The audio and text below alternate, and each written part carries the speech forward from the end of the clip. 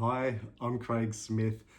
This is a recording of a presentation that I've been giving at Positive Schools this year, and this is like just a at my desk version of the recording in case it's interesting for you to watch. So the topic was human-centered approaches to AI supporting neurodivergent minds in the classroom. It's about to cut now to the recorded presentation that I gave. This is just a little intro precursor to set things up. So we'll go from there. I've spent 20 years as an educator in autism education environments, and I absolutely love it. And I still work in this space every day. And my passion is really in how do we use the strengths, the interests of our students to really maximize what they're getting out of their education, but also what they're getting out of their functional success, their independence and their autonomy and their meaning and their vision for the future. How do we really build on that using what they love and also what tools we've got available to us as well. I do like technology, but I'm also a very offline sort of person, which might not come across that much in this talk. But I guess I'm not just interested in using tools for the sake of using tools. I want to know why we're using them, that they have value. For a long while, I was really and still am very passionate about the use of tools like iPad in the classroom because the iPad for me represented a real opportunity to get out into the world beyond the desk and actually really engage with the environment in a very different way. Like I was quite bummed out when laptops sort of started to replace iPads in some schools. One school I was working with actually got all these Google Chromebooks in and literally drilled through them and nailed them into the desks. Like I saw it happen just so they could, like, as a safety measure, so these laptops weren't going to be stolen. But suddenly it's like, well, now what? Like, I want something we can pick up and take with us into the world, and learn and use in interesting ways. So I guess I'm talking about that because that's also my vision for AI as something that can really interact and interface with the world and with our students and us in interesting ways. So that's what I'm going to share with you as part of this talk. I'm going to start by showing you a video that hopefully exemplifies some of this. This is a video that my son and I made about 3 weekends ago now, and it was a trip to the beach. And you'll see it's about a game that we made with AI. So I'll play it now. My son and I were at the beach, running in and out of the waves, when he said he had an idea for a video game.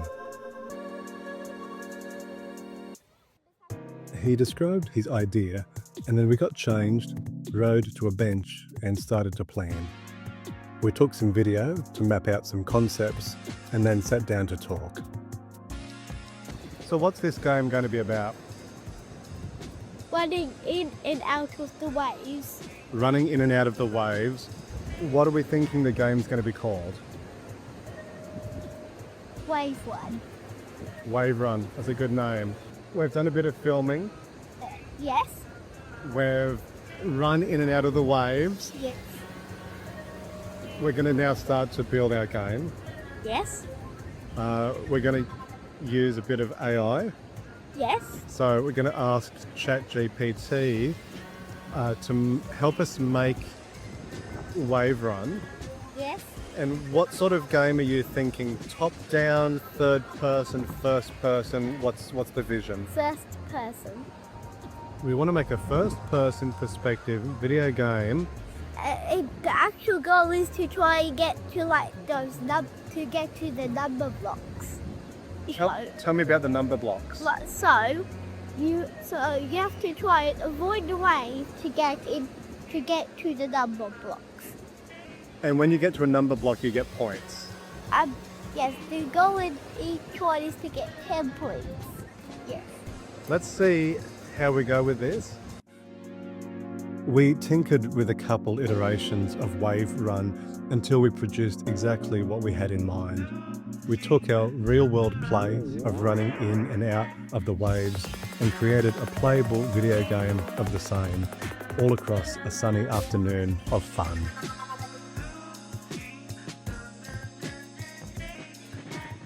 All right, so that I think uh, um, the Universal Sandpit is my website. I'll talk more about that soon. Just because it's got free tools and things that might be useful, but essentially, like that, what you just saw then, when I said earlier about how I like being an offline guy, I'm not just all about the tech. You might be wondering now, you think, well, what sort of offline guy takes a phone, an iPad, a laptop, a tripod to the beach? But that aside, I am always interested about how technology can like pick up on our ideas and we can have a dialogue with creativity and being inspired to make different things and doing it anywhere, like doing it away from our desk and really making that a part of our young people's education. So we'll expand upon that as I go. But let's look at another side of AI and inclusion first.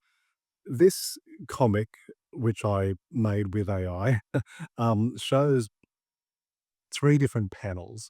The first panel, we've got a boy climbing a ladder. The ladder is well designed to the boy's proportions, the boy's skill level. It's a good fit, so it's very easy for the student to climb that ladder. Success. The second panel, we've got a ladder where the rungs are spaced quite far apart in relation to the boy's body, his proportions. So the ladder is not well designed for the boy. And we might think of an analogy here to a classroom that's not well designed for the learning needs of the student, something that's not employing, say, universal design for learning in a way that suits the student's needs there. So there's a mismatch between the environment and the student. In the third panel, we've got a ladder that would have otherwise had those rungs that were not designed for the student. But what we've got is AI having inserted rungs into the gaps. It's filled the gaps with rungs, and now it is accessible for the student. And that is very much what I want to see AI able to do, to anticipate the learning needs that students might have and fill in the gaps. And I am seeing that more and more in different capacities. I'm going to share some of those with you in this talk, but even perhaps just to say, as a little bit of a real world example, like I use AI every day to walk and talk. So I put my headphones on, I put my dog on his leash, and I go for a walk for an hour every morning and I talk to AI and I tell it all of the things that are in my head. I say, "Hey, I've got this meeting coming up, or I've got this job to do, or I'm thinking about writing this article," and I'll talk about whatever's on my mind, and have that dialogue. And because, like, I do this every day, AI's got a memory capacity of what I've talked about. So it isn't just referencing what I'm talking about at that moment. It says things like, "You've been working previously on this particular project. Should we pull on anything from that to complement what you're talking about now?" Or, you sometimes find it difficult when you have to approach this particular type of task, but what has helped well in previous versions of this has been if you've done this. So it is learning about me and anticipates different needs that I've got. And that's really helpful. I mean, that's me as an adult. Um, I'm going to share some things that I see neurodivergent young people do with AI that works in this similar capacity that fills the rungs in on that ladder, in that instance. There's another way that I'll talk and show about how we can think about AI as well. And anyone who's been responsible for bringing technology into schools, you might be familiar with what they call the SAMR model. And essentially, it's a model that says, why are you bringing technology into the classroom? Are you just using it to substitute for something that could otherwise be done without a computer? Like, are you just getting students to draw on an iPad when they could just be drawing on paper? Like, is there actually a benefit to this? Or are you just using technology because you like technology? And essentially, if it is just a substitution, then you probably shouldn't be doing it. You know, you should probably just use the offline, simple way of doing things instead of the more complicated tech route. But as you get up the scale towards redefinition, is like, if it's at redefinition, it's like, well, this is actually an activity that you couldn't do without technology and that didn't exist before this piece of technology came about. And again, that's what I'm interested in. The idea that, are there things we can do with AI that we could have never done without the technology and that are genuinely useful for the classroom or useful for home or whatever environment? I'll give you an example. Um, of this, which is that I've got a friend who's got a daughter who's neurodivergent, and she has a lot of trouble tidying her room. Yeah, classic sort of teenage example. But what she does now is she uses a little app as part of Chat GPT called the Room Tidy Assistant. I just wrote some very basic instructions for this little program, and then she loads it up and she points her phone at her room and says, "Help me tidy my room." And the camera on her phone looks at the room, and then AI says, "Okay, I see what we're working with here. You and I, we're going to do this together. Look at your bed and start with putting the clothes on your bed in your cupboard. That's step one. Once you've done that, show me the room again, and we'll work out what step two is going to be. I think we'll probably tackle the books that are on the floor, you know?" And so for her, that works because it takes a big problem and breaks it down into smaller parts, you know? And that's really useful. And that's something that you couldn't have ever done before AI came about.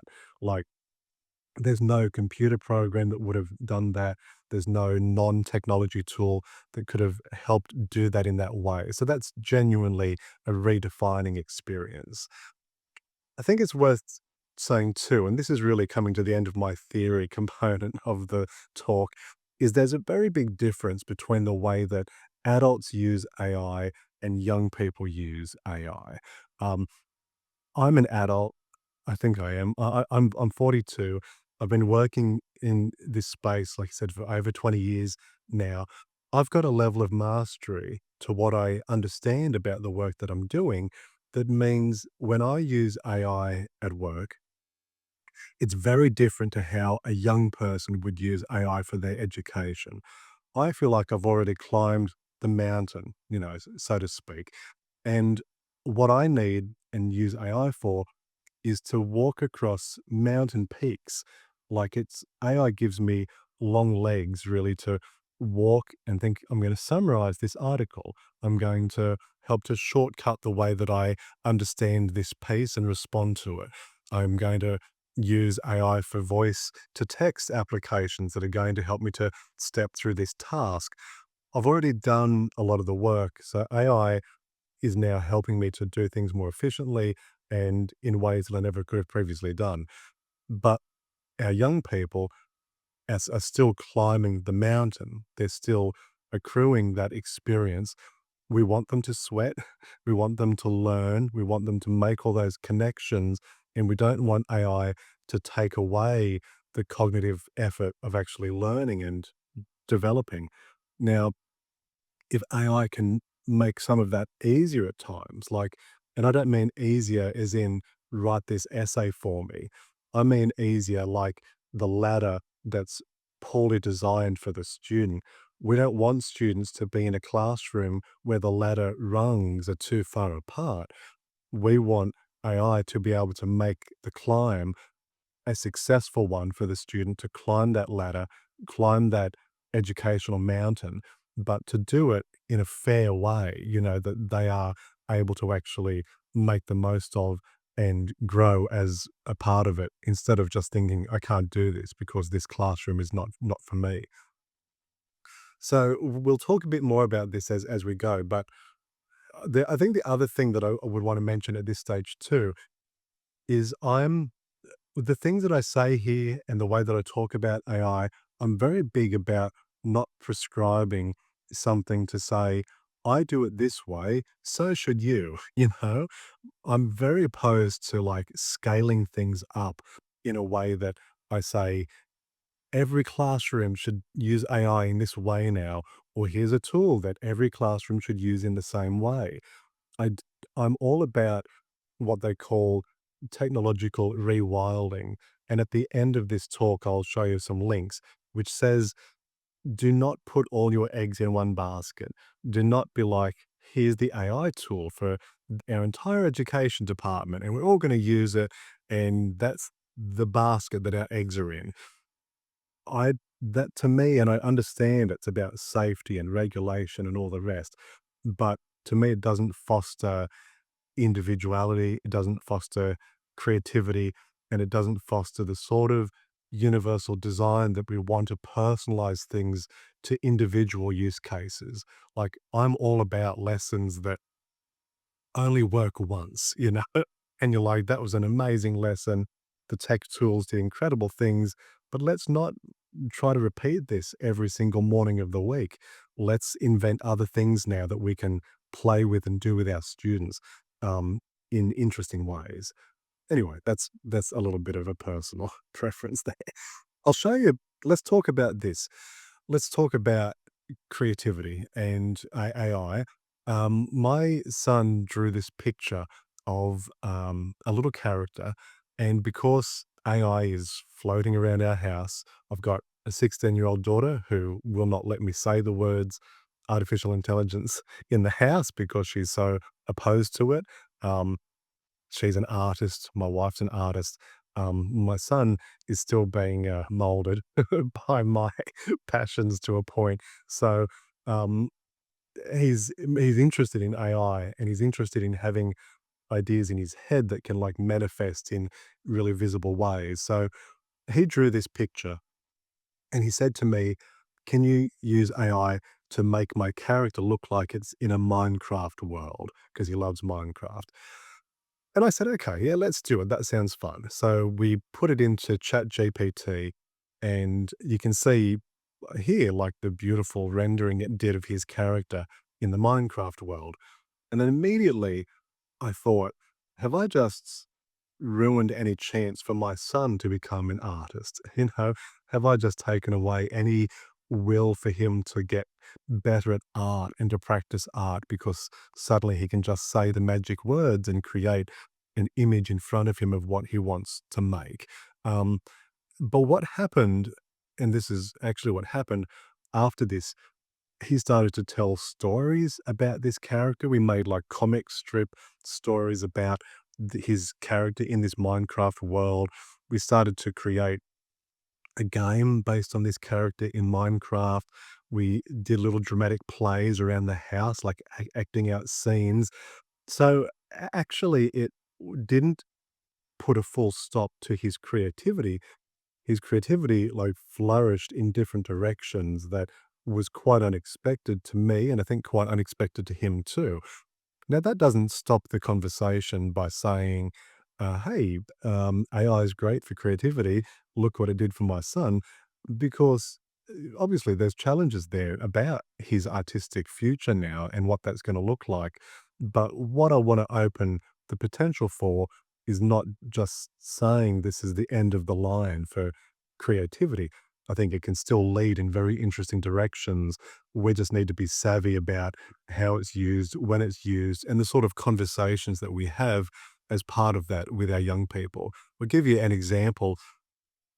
This is a school that I work with where the kids love Pokemon, you know, and so they're drawing their own Pokemon characters on paper using AI to then create these beautiful polished Pokemon cards, which I love because one of my real passions is breaking intellectual copyright, you know, and infringing upon the intellectual property of big mega corporations like Nintendo and the Pokemon Company. So I think this is a lot of fun.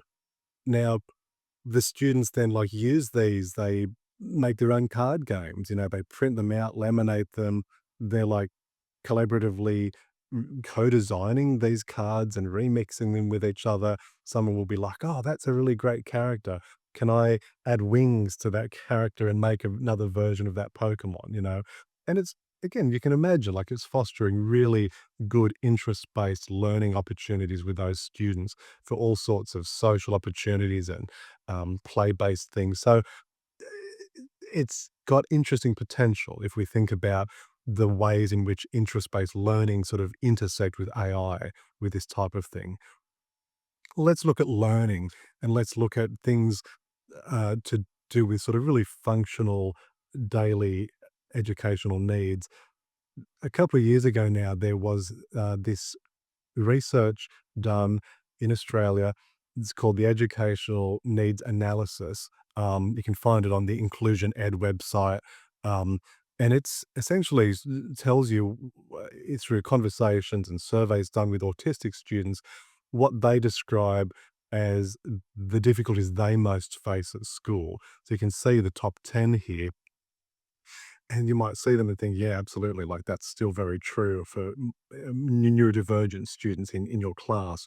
Now, when I think about what AI can do and is already doing in terms of supporting these sorts of needs, we can see like things like planning for assignments. AI can break a task down into little chunks and scaffold those. I'll show you practical examples of that in a moment. Handwriting, I mean, speech to text has never been better. I think back to the days of like drag and dictate and all these old programs that, you had to speak so particularly to get the computer to recognize your speech. Like that is just over now. AI is even if the user has like significant verbal challenges with articulation or prosody, like it just picks it up so nicely. So what I'm saying is a lot of these needs that students have, AI is already today like able to support in really valuable ways. And there are tools out there that I'll share with you, free tools. One of them is my website, the Universal Sandpit, which I'll give you a brief demonstration of. Another is Goblin Tools. These are both two free website based resources. You can just do it on your phone, do it on the computer, wherever, no subscriptions. It's all just free and simple. There are other resources on this page too: ChatGPT, Chalk, Iowa. And again, if you go onto the Universal Sandpit, I've got links to all these things, and my LinkedIn, I'm often giving demonstrations of these. So this isn't the end of the line, but I'll just show you briefly the Universal Sandpit, which is my website. I'll just shut down this presentation for a moment and go into the website here. So the universalsandpit.org, you can see there's different tools here that you can pick and use to address the sort of needs that our neurodivergent students have. For example, it might be something like as simple as you've got a student who's got an interest in something and you want to make sure that it's authentically embedded within the class activities being taught. So the student interest might be fishing. So they love fishing. The class topic might be geometry, right? And what you want to do is think, how can I authentically weave in fishing as part of geometry. So we've got, using fish illustrations to teach symmetry, incorporating measurement with fish lengths. So we've got distance and direction with fishing themed maps. So again, ways of not just having the interest be a motivator at the end of the lesson, but actually embedded really naturally within the lesson. We've also got things like, say breaking down assignments. When I mentioned about the inclusion ed research there, I said one of the top things for students that they have trouble with is doing assignments, knowing how to approach projects. So say I've got a project here that's an example. This came from my daughter's school, where she had to go out and sketch the night sky from the backyard each night, focusing on the moon and the Southern Cross. And so she found it a bit difficult to know how to approach that task. Um, so we made this tool, assignment instructions, and then it will format and break down the assignment into like a scaffold of ways that as an educator you could really use this to build a template or like a rubric to support students. What's the intention of the assignment, what resources are needed, a step-by-step guide explaining exactly what's required of the student, to really break it down for them in steps. I'll just show you one more very briefly, which is, there's this executive functioning tool, which I'm really passionate about. Executive functioning needs for our students. I think is the bread and butter of like good classroom success is knowing how to support the planning, the organizing, task initiation. So you can either type a task that you're doing in class or upload an activity and the age of the student. So let's keep it simple. Task description, students write a recount of what they did on the weekend, and they are 6 years old. Okay, so we're going to analyze this task now, and it's going to break down the executive functioning requirements. For this one, planning, organizing, using working memory, task initiation, they're going to be the core parts.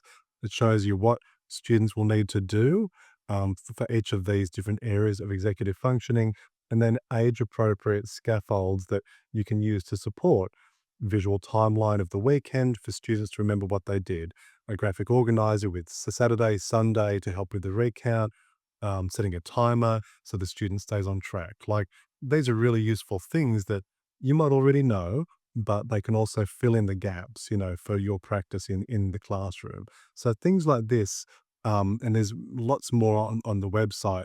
These are the sorts of things that I think, particularly for our neurodivergent students, can really fill in the gaps on the ladder, fill in those rungs. This is Goblin Tools. I love this site. It's does similar things to mine, but does it in a different way. So say this one, it's going to take a task, like I'll put write a recount of what I did on the weekend, and then I'll just hit the magic wand, and it's going to break it down. Think about the activities you did over the weekend, recall specific moments, organize them, describe them briefly, use your own words to express, etc. That's pretty cool. And if you got stuck on any of these, like if the student got stuck and they're like, I don't know how to organize the events, it's like, push the wand again, break this down further, identify the events, recall the sequence in which they happened, etc. Like, you could just keep breaking things down into these really neat scaffolds. So I think that sort of stuff is really, really useful. All right, let's keep on with the presentation. Um, I'll share too. I'm interested, and I know I shared this earlier about like beyond chatbots. Like beyond just sitting down at the computer or whatever. I'm interested in these really redefining experiences that you could have never done before the technology came about. Again, I'm harvesting some home experiences here, but this is an example where my son wanted us to create a a conveyor belt at home on the weekend one day, and I didn't have the tools. I mean, sorry, I only had what I had. So I had some paper, toilet rolls, a bit of cardboard, some sticky tape, and I tried to make the conveyor belt work, and I just couldn't quite get there. And we held up Chat GPT with the camera on. I said, "Don't send me to Kmart or Officeworks to get extra resources. I want to stay at home. Just help me fix this conveyor belt. How do we make it work?" And it looked at it, and then ChatGPT's like, "I can see what's wrong. You just need to add a little bit of texture under the paper so it grips the cardboard toilet rolls as it turns. Make sure it's as tight as possible. You'll be fine." And so it stepped me through a little step by step of exactly what to do.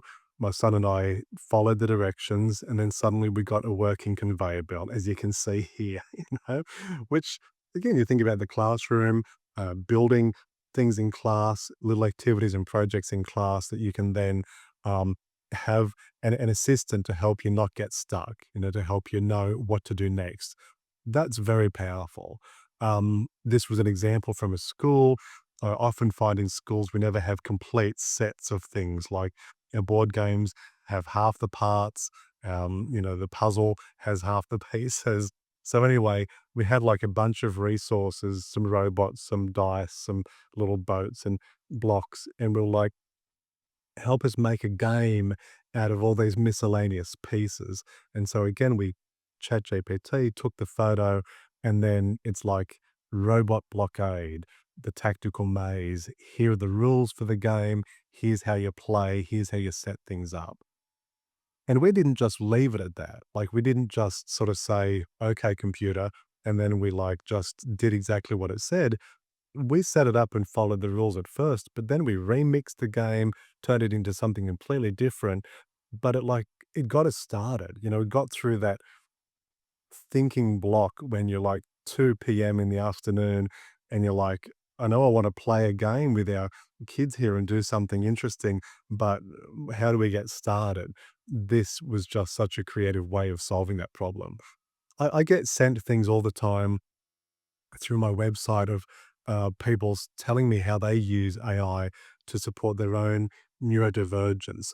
And I love listening to these examples because they're so interesting. This was one that I was sent by someone in France. They said they use AI to motivate them when they've got jobs that they keep putting off. They say, help me pretend I'm a spy. I've only got a certain amount of time to get this work done or it's going to explode. Put me in character to help motivate me. And so AI does. It's like, okay, Agent 37, you've got 7 minutes to get this task done. I'm going to start to count down, or the computer's going to start, smoke's going to start to come out of the screen. And that's enough to like help initiate that motivation to get going for Louise. That's such a creative and interesting way to use AI, far beyond the idea of, is AI going to just write essays for us and help us cheat? Or is AI going to, you know, uh, mm, I don't know, just all these sort of doomsday things. Like I'm not ignoring the dangers of technology, of AI, but I'm also not letting the fear of potential outcomes that might go down certain pathways for certain people limit the creative opportunities that we can have for our young people and for ourselves in this space. We don't want doom loop police, sort of getting our mind into these zones where we're afraid to do something new. We've got real opportunities to try interesting things here. And I think, particularly for our neurodivergent students, we really ethically owe it to them to use this technology, maybe in ways that technology was never originally made to be used, but we actually subvert it and like hack the system, to come up with really interesting ways of using this stuff. I've I mentioned this earlier about like my idea of not my idea, but my love of rewilding technology, not just locking ourselves into one program that just does one set of things. I think we need to really think more broadly in a pluralistic way. I mean, these two articles are really interesting if you'd like to follow up on this about ways in which like neurodiversity and biodiversity and technodiversity, like we want to lean into this flourishing, this diverse, rogue ways sometimes of like thinking about the use of tech and the educational outcomes of our students and where they're going. And I think this is where AI used well and used creatively can really take us to some interesting spaces. So I hope you got something from this talk. You can follow up with me um, on these platforms. I work for Positive Partnerships as the manager of technology and innovation there. We've got webinars on AI that you're welcome to watch and follow up on. my universal sandpit. I demonstrated tools from that earlier. I've also got a Substack journal that I update every quarter with links and ideas and essays and thought experiments and things in case that's of interest to you. And I'm on LinkedIn probably way too much in case you'd like to connect with me on there and keep the conversation going. So thank you very much for listening and being part of this. I hope you've got something from it to take back for neurodivergent students in your schools. And please do stay in touch.